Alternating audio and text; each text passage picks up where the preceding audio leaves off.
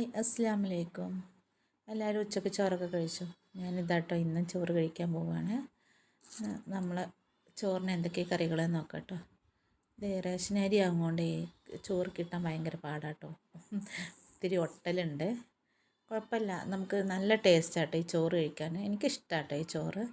ഉമ്മ തൊഴിലുറപ്പിനാക്കി കൊണ്ടുപോയ ഭാഗമാണ് കേട്ടോ. അവിടെ കുറച്ച് ഗ്യാപ്പ് കിടക്കുന്നുണ്ടല്ലോ അത്. ഇത് നമ്മുടെ ചിക്കൻ പാർട്സാണ് കേട്ടോ. കറി നമ്മളെ ചിക്കൻ പാർട്സാണ് കറി വെച്ചത്. രാവിലെ കറി വെച്ചു.